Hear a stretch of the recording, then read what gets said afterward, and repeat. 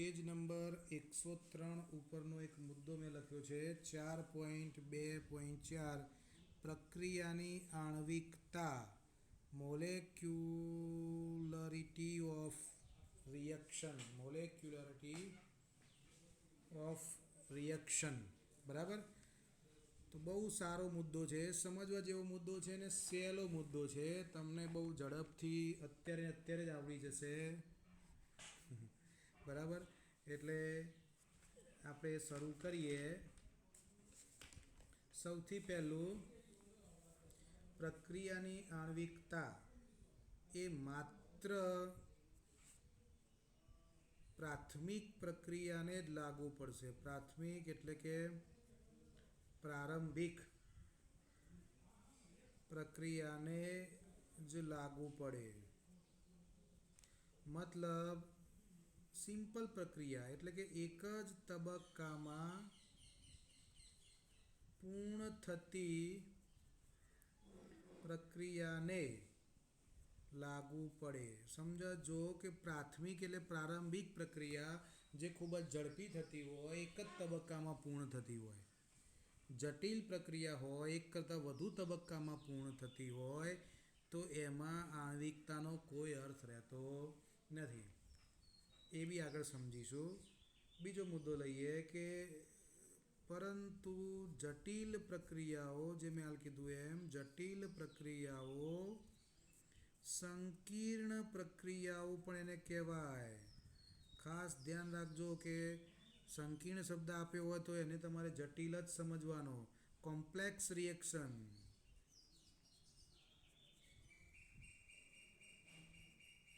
તો complex reaction કે જે વધુ તબક્કામાં પૂર્ણ થાય, વધુ તબક્કામાં પૂર્ણ થતી પ્રક્રિયાઓ. આ ફક્ત રિમાઇન્ડર કરાવું છું કે જટિલ પ્રક્રિયાઓ એટલે કે સંકીર્ણ પ્રક્રિયાઓ એટલે કે કોમ્પ્લેક્સ રિએક્શન એટલે કે વધુ તબક્કામાં પૂર્ણ થતી પ્રક્રિયા એટલે કે પ્રક્રિયામાં ક્રિયાવિધિ હોય. એવી બધી પ્રક્રિયાઓમાં આણ્વિકતા લાગુ પડતી નથી. આણ્વિકતા લાગુ પડતી નથી. ચલો, આ વસ્તુ ક્લિયર થઈ ગઈ. હવે વ્યાખ્યા સમજતા પહેલાં હું તમને એક વસ્તુ કહું કે પ્રક્રિયકમાંથી નિપજમાં રૂપાંતર થાય છે. હવે પ્રક્રિયક તરીકે શું હોય? તો કે સ્પીસીજ હોય. તો સ્પીસીજ તરીકે શું હોય? તો શું હોય સ્પીસીજ તરીકે? તો પરમાણુ હોય, અણુ હોય અથવા તો આયન હોય, જે બધા પ્રક્રિયા અનુભવતા હોય અને એમાં નિપજ બનતી હોય. અને એ નિપજ બનવા માટે આ બધા અણુ, પરમાણુ, આયનો એકબીજાને અથડાતા હોય. અને સમાન રીતે એકસાથે અથડાવા માટે કેટલા ઉમેદવારો હોવા જરૂરી? કેટલા પ્રક્રિયકો હોવા જરૂરી? તો સરસ રીતે એકબીજા સાથે અથડાઈ શકે. તો 2 જ હોય તો એકબીજા જોડે સારી રીતે અથડાઈ શકે. પણ 3 ભેગા કરીએ તો એકબીજા સાથે અથડાવામાં તકલીફ પડે. 4 ભેગા કરીએ તો એકબીજા જોડે અથડાવામાં અતિશય તકલીફ પડે. મતલબ 4નું ગ્રુપ આપણે એવી કલ્પના કરવાની કે 4 પ્રકારના અણુઓ ભેગા કર્યા હોય અને એમની વચ્ચે પ્રક્રિયા કરવાની હોય તો મોટું ટોળું હોય જેમાં 4 પ્રકારના પ્રક્રિયકો છે. બધા એકબીજા જોડે અથડામણ અનુભવતા તો શું થાય? ગૂંચવણો ઉત્પન્ન થઈ જાય.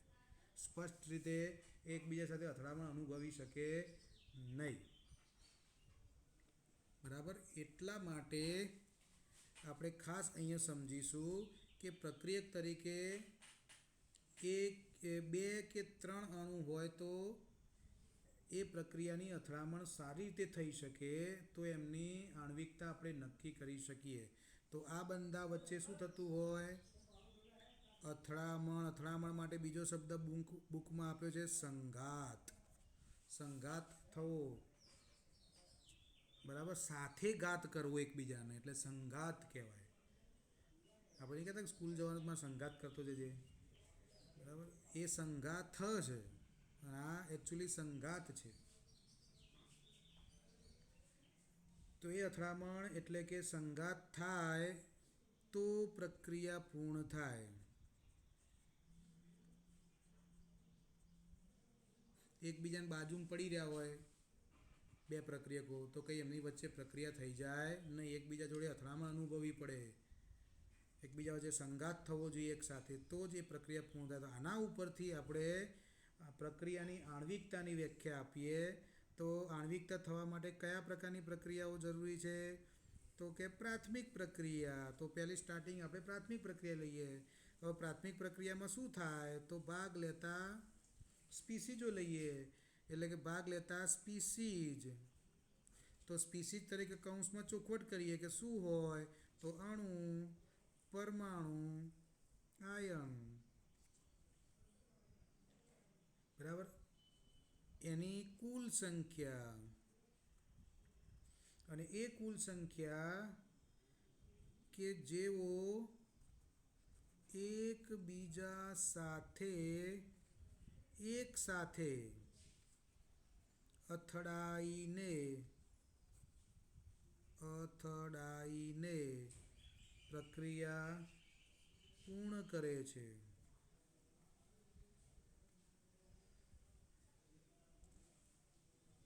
તો તે કુલ સંખ્યાને શું કહે છે? આણ્વિકતા કહે છે. ફરી બોલું કે પ્રાથમિક પ્રક્રિયામાં ભાગ લેતા સ્પીસીજો અથવા ભાગ લેતા પ્રક્રિયકોના અણુ, પરમાણુ, આયનની કુલ સંખ્યાને આણ્વિકતા કહેવાય. ફરી, પ્રાથમિક પ્રક્રિયામાં ભાગ લેતા પ્રક્રિયકોના અણુ, આયન, પરમાણુની કુલ સંખ્યાને આણ્વિકતા કહેવાય. હવે અંદર ખાલી એક જ વસ્તુ તમારે એડ કરવાની છે કે અણુ, પરમાણુ, આયનની કુલ સંખ્યા તો ખરી, પણ અણુ, પરમાણુ, આયન શું કરતા હોય? તો બધા જ એક સાથે અથડાઈને સંઘાત પામીને એ પ્રક્રિયા પૂર્ણ કરતા હોય. બસ આટલું સેન્ટેન્સ ઉમેરી દેવાનું એટલે તમારી વ્યાખ્યા ક્લિયર. કે પ્રાથમિક પ્રક્રિયામાં ભાગ લેતા અણુ, પરમાણુ કે આયનની કુલ સંખ્યા કે જેઓ એકબીજા સાથે અથડાઈને ખાસ તો આ વાત સેન્ટેન્સ યાદ રાખવાનું કે અથડાઈને ખરા પણ એક સાથે અને પ્રક્રિયા પૂર્ણ કરે છે, તો તેને આપણે આણ્વિકતા કહીએ છીએ.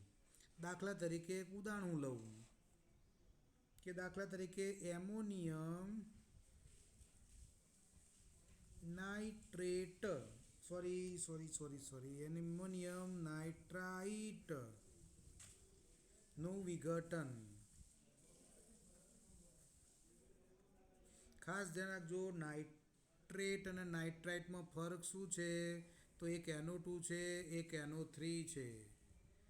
જે 2 છે એનું નામ લાંબુ છે, એને કહેવાય નાઇટ્રાઇલ અથવા નાઇટ્રાઇટ -1 લઈએ તો નાઇટ્રાઇટ ઋણાયન કહેવાય. અને NO3 છે તગડો છે તો નામ ટૂંકું છે, એને કહેવાય નાઇટ્રેટ, એ -1 છે. તો આ બંનેના નામ સમજી લેજો. આ રીતે યાદ રાખજો કે બગડાવાળો છે લાંબુ નામ છે, તગડાવાળો છે ટૂંકું નામ છે. તો એમોનિયમ નાઇટ્રાઇટનું વિઘટન તો એમોનિયમ NH4 નાઇટ્રાઇટ છે એટલે NO2 હોય, અને એનું આપણે વિઘટન ઉષ્મીય વિઘટન કરીએ તો એમાંથી શું બની જવાનું છે? તો N2 બની જવાનો છે. નાઇટ્રોજન અને H અને O છે બધા ભેગા થઈને H2O બનાવી દે. અહીંયા 2H2O કરીએ એટલે સમીકરણ બેલેન્સ થઈ જાય. તો અહીં પ્રક્રિયામાં એક જ અણુ ભાગ લે છે, તો એને એક આણ્વીય પ્રક્રિયા કહેવાય. કારણ કે તત્વયુગ્મિતિ ગુણાંક અહીંયા 1 છે એટલે એક આણ્વીય પ્રક્રિયા. બરાબર?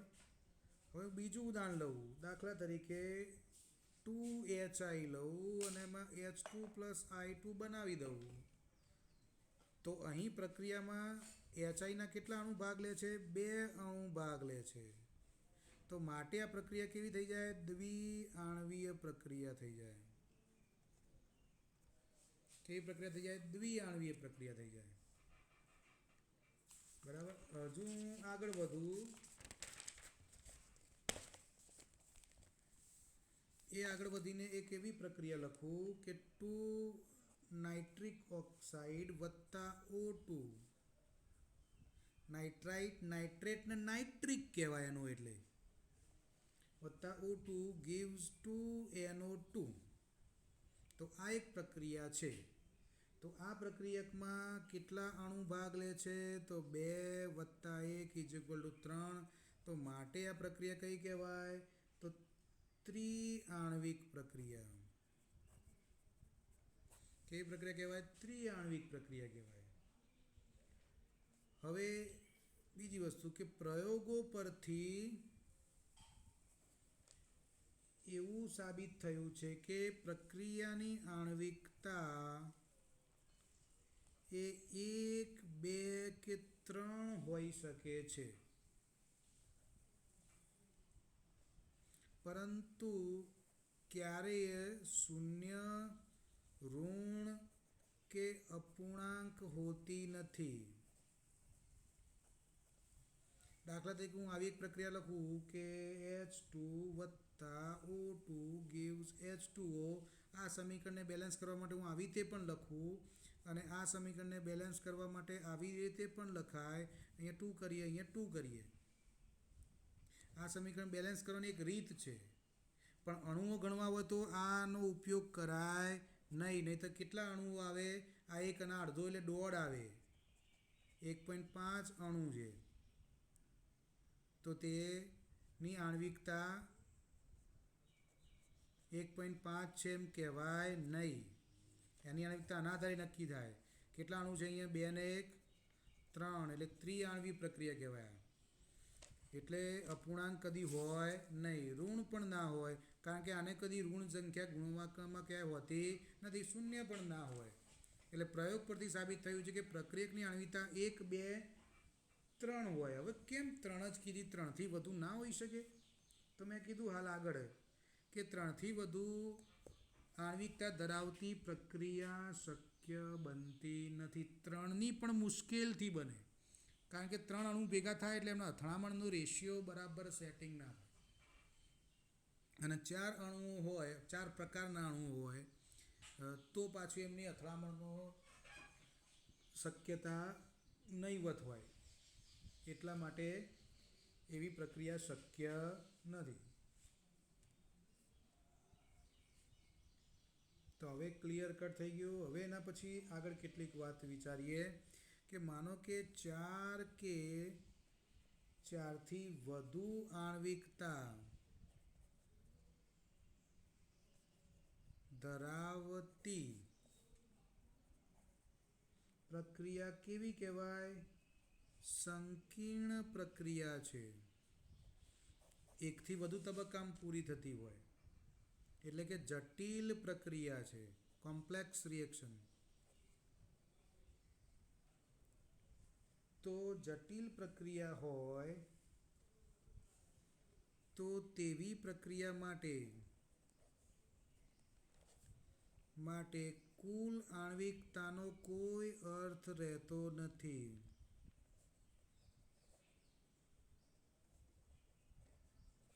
કેમ કુલ આણ્વિકતાનો અર્થ રહેતો નથી કારણ કે 1 તબક્કા 2 તબક્કા 3 તબક્કા 4 તબક્કામાં પ્રક્રિયા પૂર્ણ થતી હોય તો એક તબક્કામાં જે 2 અણુ અથડાતા હોય બાકીના અણુ જોઈ રહ્યા હોય એમાં જે નિપજ બની એ નિપજ પાછી અથડાવવા માટે પ્રક્રિયકમાં આવે અને એ પ્રક્રિયકને જે જોઈ રહ્યા હતા એમાં 2 અણુઓ પાછા અથડામણ અનુભવે અને પાછી નવી પ્રોડક્ટ બને એ નવી બનેલી પ્રોડક્ટ પાછી પેલા ઊભા રહેલા બીજા અણુઓ સાથે અથડાય અને પાછી નવી પ્રોડક્ટ બને એમ કરતાં કરતાં અંતિમ નિપજ બને તો અંતિમ નિપજ બને તો જ્યારે એની સાચી પ્રક્રિયા લખવી હોય તો ઉપરના બધા તબક્કાનો સરવાળો કરવો પડે અને પ્રક્રિયકને નિપજમાં જે સમાન હોય એ બધા ઉડી જાય ગણિતની ભાષામાં કરીએ તો કે પહેલા તબક્કામાં જે નિપજમાં હોય બીજા તબક્કામાં પ્રક્રિયકમાં આવે એટલે ઉડી જાય બીજા તબક્કામાં જે નિપજ હોય ત્રીજા તબક્કામાં પ્રક્રિયકમાં આવે એટલે ઉડી જાય એટલે ટૂંકમાં જે વચગાળાની નિપજ બને છે એ બધી નિપજો જતી રહે છે એટલા માટે કુલ આણ્વિકતાનો અર્થ અહીંયા સંકીર્ણ પ્રક્રિયામાં રહેતો નથી પરંતુ આણ્વિકતા દર્શાવવી હોય તો સંકીર્ણ પ્રક્રિયામાં દરેક તબક્કામાં આણ્વિકતા અલગથી દર્શાવી શકીએ?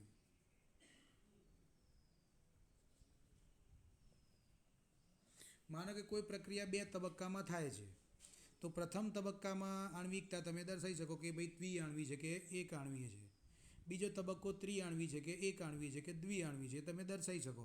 પણ એ 2 તબક્કા ભેગા કરો તો પ્રથમ તબક્કાની અંતે જે નીપજ બની હતી એ નીપજ બીજા તબક્કામાં પ્રક્રિયક તરીકે ભાગ લેવાની છે, એ ઉડી જાય. એટલા માટે એની કુલ આણ્વિકતાનો અર્થ રહેતો નથી, પણ દરેક તબક્કાની અલગ અલગ તમે આણ્વિકતા દર્શાવી શકો. હવે આનું સોલ્યુશન શું? આણ્વિકતા દર્શાવી હતો તો પછી સંકીર્ણ પ્રક્રિયામાં બહુ જ અગત્યનો મુદ્દો કે સંકીર્ણ પ્રક્રિયામાં સામાન્ય રીતે ધીમો તબક્કો, તો ધીમા તબક્કાના પ્રક્રિયાક્રમને આણ્વિકતા કહી શકાય. શું કરાય? ધીમા તબક્કાના પ્રક્રિયાક્રમને આપણે આણ્વિકતા દર્શાવી શકીએ. કેમ ધીમો તબક્કો પસંદ કર્યો? તો પ્રક્રિયાક્રમ દર્શાવવા માટે પણ અગાઉ આપણે જોઈ ગયા હતા કે સંકીર્ણ પ્રક્રિયા હોય તો એનો પ્રક્રિયાક્રમ દર્શાવવો હોય તો એના જે કોઈ બી 3-4 તબક્કા હોય એ તબક્કામાં સૌથી ધીમો તબક્કો હોય એ જ પ્રક્રિયાક્રમ નક્કી કરે. દાખલા તરીકે તમારામાંથી 4 વિદ્યાર્થીઓ એક રિલે દોડમાં ભાગ લે. રિલે દોડ એટલે તમને ખબર છે કે 4 જણા અલગ અલગ જગ્યાએ ઊભા રહ્યા હોય.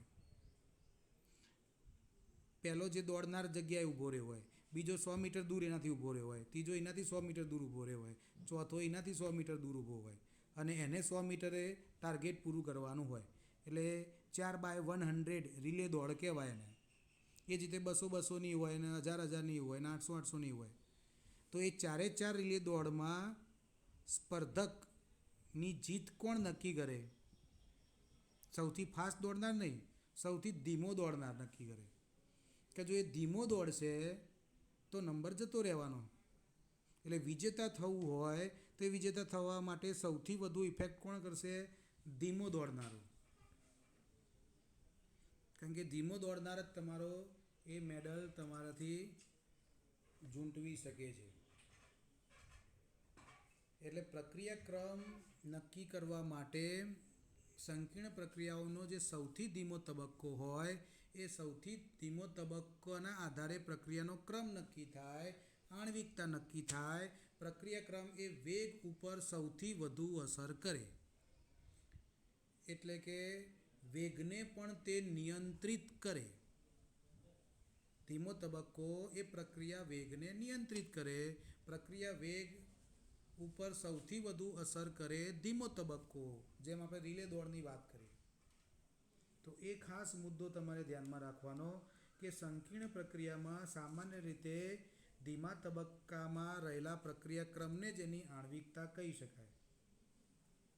હવે આણ્વિકતા અથવા તો પ્રક્રિયાક્રમની મહત્તમ કિંમત 3 હોઈ શકે છે. પ્રક્રિયાક્રમ અને આણ્વિકતા ની મહત્તમ કિંમત 3 હોઈ શકે છે. બરાબર? 4 ના હોઈ શકે, 5 ના હોઈ શકે, 3 પણ મુશ્કેલીથી હોય. કારણ અસરકારક અથડામણ થવાની શક્યતા 3 થી વધારે અણુમાં નહિવત છે. કે અસરકારક અથડામણ કરવા માટે 3 થી વધારે અણુઓ વચ્ચે એ શક્યતા નહિવત છે. 2 જ અણુઓ હોય, 3 અણુઓ હોય તો એની અંદર અથડામણ અસરકારક થઈ શકે. 3 થી વધુ હોય તો અથડામણ અસરકારક થઈ શકતી નથી. પછી બીજો અગત્યનો મુદ્દો કે પ્રારંભિક એટલે કે પ્રાથમિક પ્રક્રિયામાં પ્રક્રિયાક્રમ અને આણ્વિકતા સમાન છે. આ બી અગત્યનો મુદ્દો એમસીક્યુમાં વીએસક્યુમાં પૂછી શકે કે પ્રારંભિક પ્રક્રિયામાં પ્રક્રિયાક્રમ અને આણ્વિકતા બંને સમાન છે.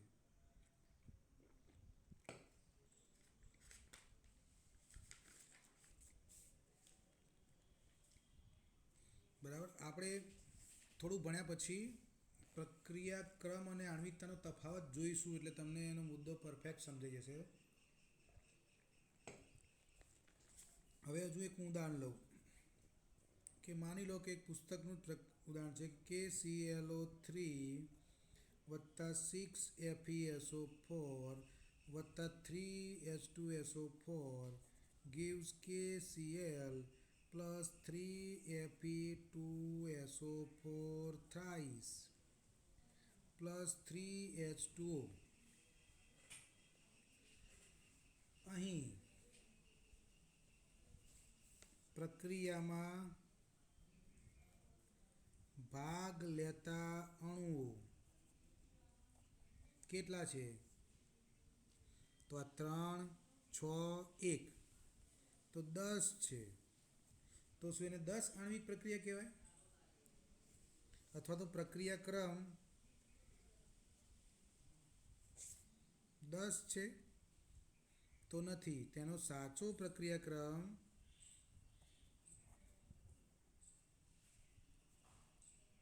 કેટલો છે? 2 છે. એટલે કે દ્વિતીય ક્રમની પ્રક્રિયા છે.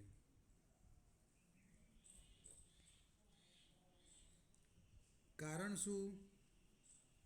કે આ પ્રક્રિયા કેવી છે? જટિલ, મતલબ સંકીર્ણ. અને સંકીર્ણ હોય તો એ ઘણા તબક્કામાં પૂર્ણ થાય. એટલે ઘણા તબક્કામાં પૂર્ણ થાય. તો વેગ નિયંત્રિત કરતો તબક્કો કયો હોય?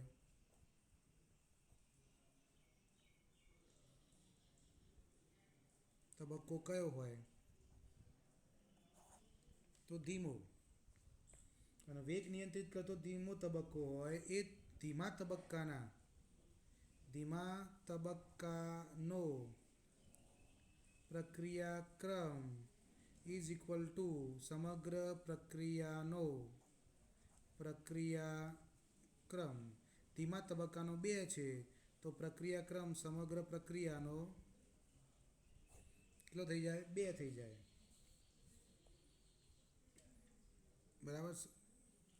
હવે ધીમા તબક્કામાં ભાગ લેતા અણુની સંખ્યા. ધીમા તબક્કામાં ભાગ લેતા અણુની સંખ્યા ઇઝ ઇક્વલ ટુ આણ્વિકતા. એટલે 2 બી હોઈ શકે, 3 બી હોઈ શકે, ગમે તે હોય, પણ પ્રક્રિયાનો ક્રમ કયો હોય? 2 હોય.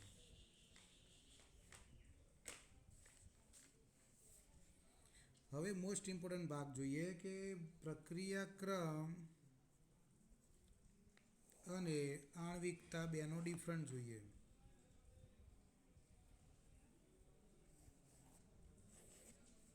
કે બંનેમાં શું ફેર છે? તો તમને એક્ઝેક્ટલી મુદ્દો સમજાઈ જશે કે ક્યાં તકલીફ છે તમને પડે છે. બંને વસ્તુ જો હવે પ્રક્રિયાક્રમમાં પ્રાયોગિક રાશિ છે પ્રક્રિયાક્રમ, કારણ કે તે પ્રાયોગિક રીતે નક્કી કરવામાં આવે છે. અને આણ્વિકતા જે છે એ સૈદ્ધાંતિક રાશિ છે.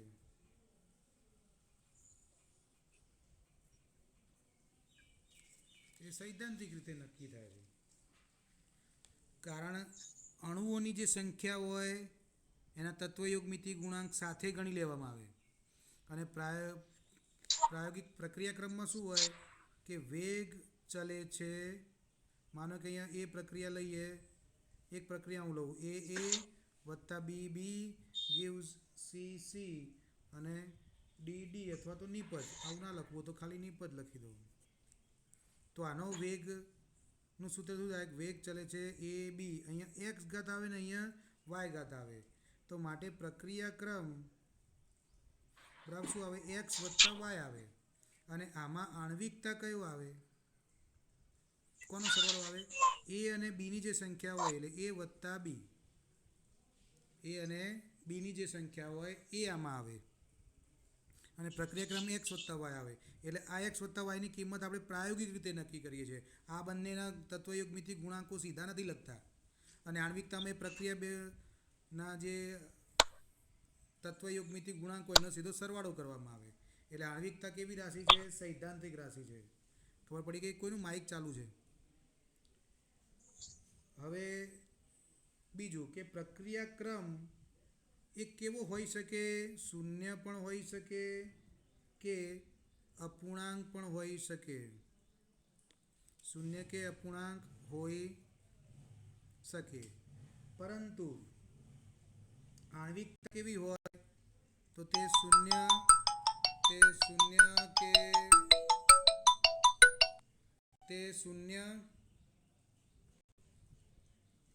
કે અપૂર્ણાંક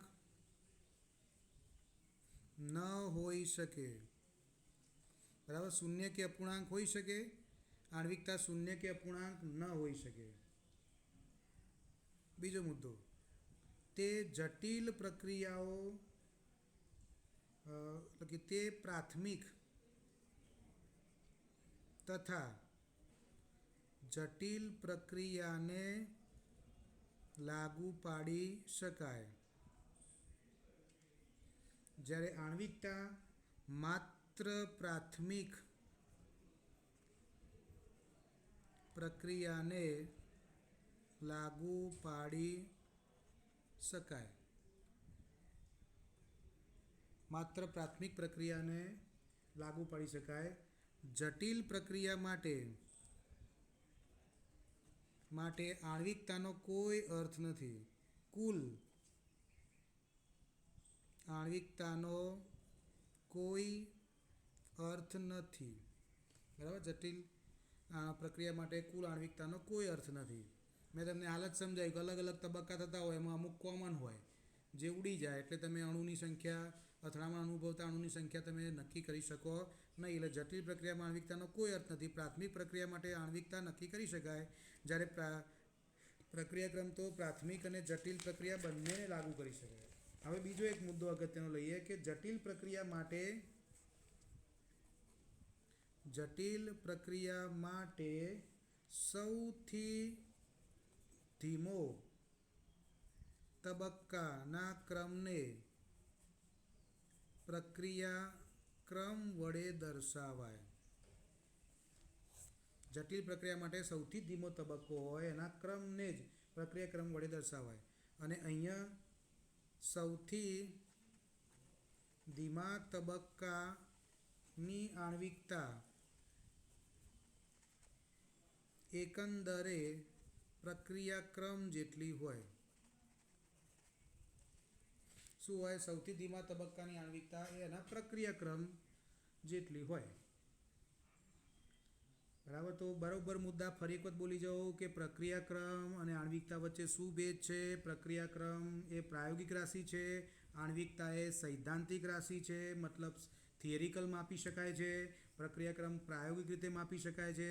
પ્રક્રિયાક્રમ શૂન્ય અપૂર્ણાંક હોઈ શકે. આણ્વિકતા શૂન્ય કે અપૂર્ણાંક ન હોઈ શકે. પ્રક્રિયાક્રમ પ્રાથમિક તથા જટિલ પ્રક્રિયાને લાગુ પાડી શકાય. આણ્વિકતા ફક્ત પ્રાથમિક પ્રક્રિયા માટે જ લાગુ પાડી શકાય. જટિલ પ્રક્રિયા માટે કુલ આણ્વિકતાનો કોઈ અર્થ નથી. જટિલ પ્રક્રિયા માટે સૌથી ધીમો તબક્કોનો ક્રમ જે છે એ જ પ્રક્રિયાનો ક્રમ બને. અને આણ્વિકતામાં શું થાય? સૌથી ધીમા તબક્કાની જે આણ્વિકતા હોય એ લગભગ પ્રક્રિયાક્રમ જેટલી હોય. હવે એક ઉદાહરણ લઈ લઈએ કે દાખલા તરીકે એક પ્રક્રિયા છે A2C બને છે. તો આ પ્રક્રિયાની ક્રિયાવિધિ જોઈએ તો કેટલા તબક્કાની છે? 2 તબક્કાની છે. કારણ કે A2C બને છે મતલબ પ્રથમ તબક્કો એમાંથી બી બનતો હોય અને બીજો તબક્કો બીમાંથી સી બનતો હોય. આ પ્રથમ તબક્કો, આ બીજો તબક્કો છે. માની લઉં કે હું પ્રથમ તબક્કો ધીમો છે, એનો વેગ ધીમો. બીજો તબક્કો એની સાપેક્ષમાં ઝડપી છે, વેગ ઝડપી છે. હવે આના માટે હું કુલ તબક્કો બનાવું, કુલ તબક્કો તો બી બી ઉડી જાય તો એ ટુ સી, આ થયો કુલ તબક્કો. તો પ્રક્રિયાનો વેગ નક્કી કરતો તબક્કો કયો કહેવાય? નક્કી કરતો તબક્કો એ કયો છે? જે ધીમો હોય એ હંમેશા કેવો હોય? ધીમો તબક્કો છે, એ નિયંત્રિત તબક્કો છે. બરાબર. હવે હું બીજું ઉદાહરણ લઉં રેગ્યુલરલી, તમારા બુકમાં પણ આપ્યું છે ઉદાહરણ. કુલ પ્રક્રિયા આપી છે 2H2O2 gives H2O વત્તા O2, અહીંયા 2H2O બને છે. આ પ્રક્રિયા I માઇનસ આયોડાઇડ દ્રાવણમાં કરવામાં આવે છે, આલ્કલાઇન માધ્યમમાં કરવામાં આવે છે, એટલે બેઝિક માધ્યમમાં પ્રક્રિયા કરવામાં આવે છે. હવે આ પ્રક્રિયા 2 તબક્કામાં પૂર્ણ થાય છે. તમને બુકમાં આપ્યા છે 2 તબક્કા. પહેલો તબક્કો હું લઉં કે H2O2ની પ્રક્રિયા I માઇનસ સાથે થાય અને શું બની જાય?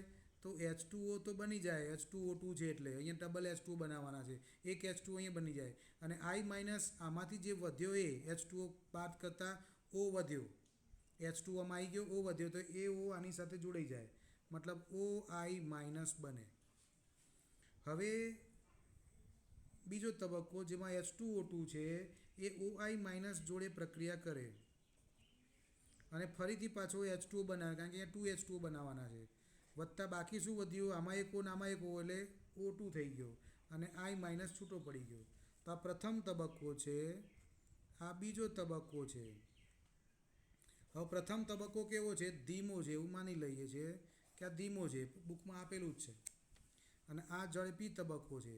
હવે હું કુલ પ્રક્રિયા લઉં, અંતિમ તબક્કો, તો કુલ પ્રક્રિયામાં H2O2 કેટલા થઈ ગયા? ડબલ થઈ ગયા અને OI જતા રહ્યા, I માઇનસ પણ જતા રહ્યા, એટલે સીધું વધ્યું H2 વત્તા H2 એટલે 2H2O અને વત્તા O2 વધ્યો. તો આ કુલ પ્રક્રિયા થઈ. તો અહીંયા પ્રક્રિયાનો વેગ કયો કહેવાશે? તો જે ધીમો તબક્કો છે એ તબક્કા ઉપરથી પ્રક્રિયાનો વેગ નક્કી થશે. તો માટે મારે પ્રક્રિયા વેગ શોધવો હોય, પ્રક્રિયા વેગ એટલે વેગ નિયમ મારે લખવો પડે. તો પ્રક્રિયા વેગ ચલે છે, કોની સાંદ્રતા લેવી પડે મારે? H2O2ની સાંદ્રતા અને બીજું I માઇનસની સાંદ્રતા લેવી પડે. કયા તબક્કાની મેં વાત કરી? પ્રથમ તબક્કાની. બરાબર. પ્રથમ તબક્કામાં જોઈ લેજો, આ પ્રથમ તબક્કાની પ્રક્રિયા છે આ રહી, અને એના 2 પ્રક્રિયકો આવ્યા છે, I માઇનસ ને H2O2. તો એ બંનેની સાંદ્રતા સમપ્રમાણમાં છે. ચલન કાઢી નાખીએ તો કે H2O2 gives I માઇનસ, આ થઈ ગયો પ્રક્રિયા વેગ. અને પ્રક્રિયા વેગનું આપણે વિકલિત સમીકરણ બનાવવું હોય તો માઇનસ ડી ઓફ પ્રક્રિયક C H2O2 by dt is equal to k H2O2 into I minus. આ વિકલિત વેગ સમીકરણ થયું. આ વેગ નિયમ થયો, આ વેગ નિયમ થયો. બરાબર. અહીં પ્રક્રિયા 2 તબક્કામાં પૂર્ણ થાય છે, પરંતુ ધીમો તબક્કો એ પ્રાથમિક તબક્કો હોવાથી અહીંયા ધીમો તબક્કો એ કેવો છે? પ્રાથમિક તબક્કો છે. તો માટે પ્રક્રિયાનો ક્રમ કયો બને? પ્રથમ. એટલે પ્રથમ ક્રમની પ્રક્રિયા છે. પરંતુ અહીં અણુઓ કેટલા ભાગ લે છે? 2 ભાગ લે છે. તો માટે એ પ્રક્રિયા કેવી થઈ ગઈ? દ્વિઆણ્વિક પ્રક્રિયા થઈ. એટલે કે આની આણ્વિકતા કેટલી છે? 2. જોઈ લો અહીંયા. આ ધીમો તબક્કો, પ્રક્રિયકો કેટલા ભાગ લે? 1 ને 1 2, એટલે દ્વિઆણ્વિક પ્રક્રિયા. બીજો તબક્કો લઈએ, એમાં કેટલા પ્રક્રિયકો ભાગ લે છે? એમાં પણ 2 લે છે, તો આ પણ દ્વિઆણ્વિક પ્રક્રિયા છે. તો આના બંને તબક્કા એ દ્વિઆણ્વિક તબક્કા છે આ પ્રક્રિયાના.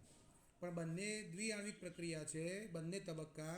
સૌથી ધીમો તબક્કામાં પણ 2 અણુ ભાગ લે છે, પરંતુ એ ધીમો તબક્કો એ પ્રાથમિક તબક્કો હોવાથી આ પ્રક્રિયાનો ક્રમ 1 ગણાય. ઝડપી છે એટલા માટે એને પ્રથમ ક્રમની પ્રક્રિયા કહેવામાં આવે. હવે આપણે નેક્સ્ટ લેક્ચરમાં ભણવાના છીએ પ્રક્રિયા વેગ ઉપર અસર કરતા પરિબળો. કયા કયા અસર કરે પ્રક્રિયા વેગને? તો એક સાંદ્રતા, જે આપણે બધું જોઈ લીધું. બીજા નંબરે તાપમાન, ત્રીજા નંબરમાં ઉદ્દીપક, ચોથા નંબરમાં એનો સ્વભાવ, પાંચમા નંબરમાં ક્ષેત્રફળ. તો આ 5 તબક્કા 5 વસ્તુઓ એ પ્રક્રિયા વેગ ઉપર આધાર રાખે છે. સાંદ્રતા, તાપમાન, ઉદ્દીપક, સ્વભાવ અને ક્ષેત્રફળ, આ બધા પરિબળો એ પ્રક્રિયા વેગ ઉપર અસર કરે છે. એમાં સાંદ્રતા ભણી ગયા. હવે આપણે તાપમાન પર આધાર પ્રક્રિયા વેગનો રહે છે એ વસ્તુ આપણે કાલે શીખીશું. આજનું લેક્ચર અહીંયા પૂરું કરું છું. મારો વિડીયો રેકોર્ડિંગ પણ અહીં પૂરો કરું છું.